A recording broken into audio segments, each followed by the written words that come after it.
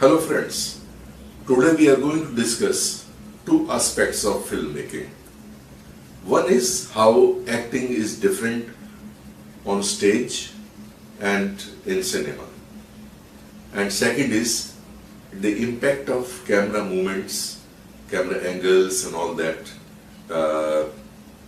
while making a film from the director's point of view as well as actor's point of view. The first is the acting on stage and acting in films. In case of stage acting, you all know it is a live performance. There are two aspects to it. One is an excellent performance can expect loud cheers and even standing ovation from the audience at the end of the show. So there is a big thrill performing live before an audience. But there is no scope for any mistake in case of stage acting. Even a minor slip may be noted by the audience.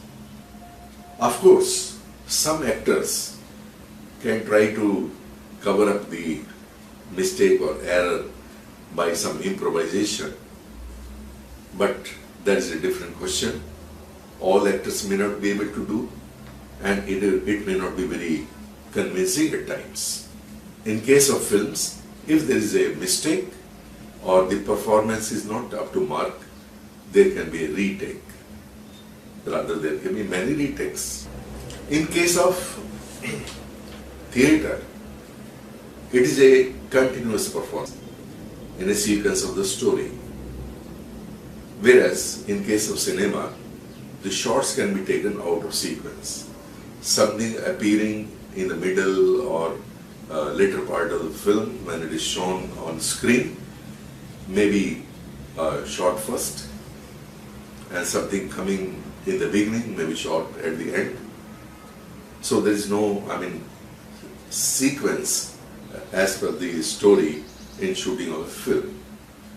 In case of stage, the actor's mood changes in continuity of the or in sequence of the story as it proceeds. But in case of film, the actor has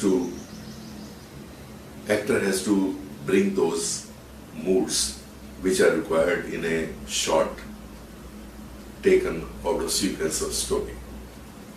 In theatre, every member in the audience watches the performance or receives the performance of the actor with reference to the angle of his seat from the stage and the distance from the stage.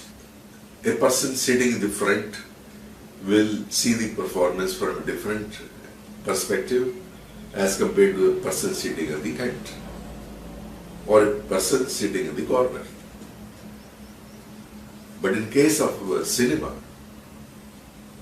because it is shot on camera and then projected on screen, every member of the audience receives the film in the same way, irrespective of the position of his or her seat in the auditorium. Another difference, in case of stage, in order to reach the last person in the audience, the actor has to act loud. The actor has to speak loud. The gestures also have to be loud. But that is not so in case of cinema or films, where the acting and performance is very close to the natural. In case of theatre, a minor change in expression or a minor flaw in expression or a minor flaw in gestures may not be seen by the members of audience sitting at the end or in the extreme corner. But in case of films, since everybody receives the same image projected on the screen, even a minor flaw can be noticed by any member of the audience.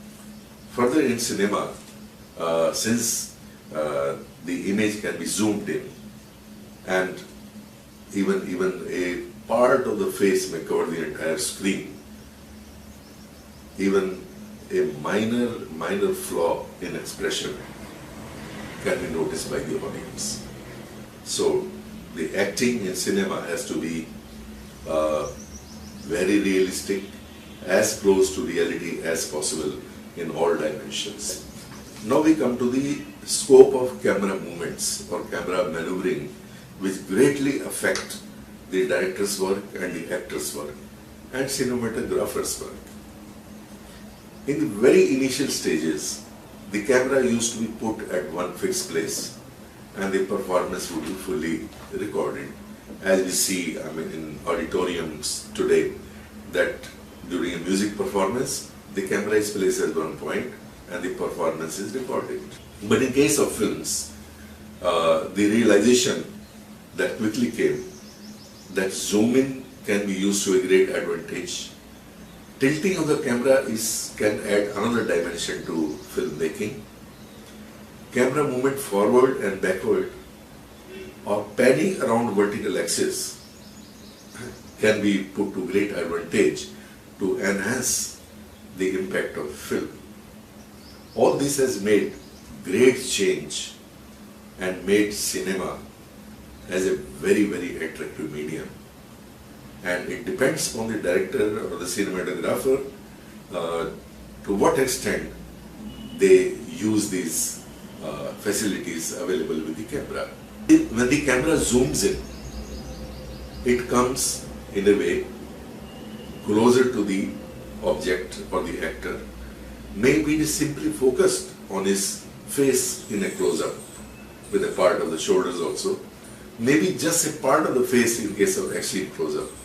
And every minor part of the expression will be noted by the camera. Second is the camera distance from the actor. The same impact can be obtained by moving the camera closer to the actor or moving away.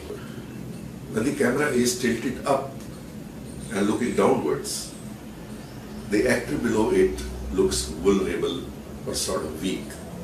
But when the camera is tilted up and the actor is above, the actor looks in a strong position. Camera can be moved sideways on the left or on the right to cover a larger part of the set. Further, the camera can pan. Pan means it can revolve around the vertical axis. It moves like this. It can move like this towards the left or panning towards the right. This way, the camera follows the actor or it can cover larger part of the scene. So these are the few factors or the few possibilities with the camera that have given a great tool in the hands of filmmakers to enhance impact of films. In the next session, we'll discuss another aspect of filmmaking. Thank you. Have a good day.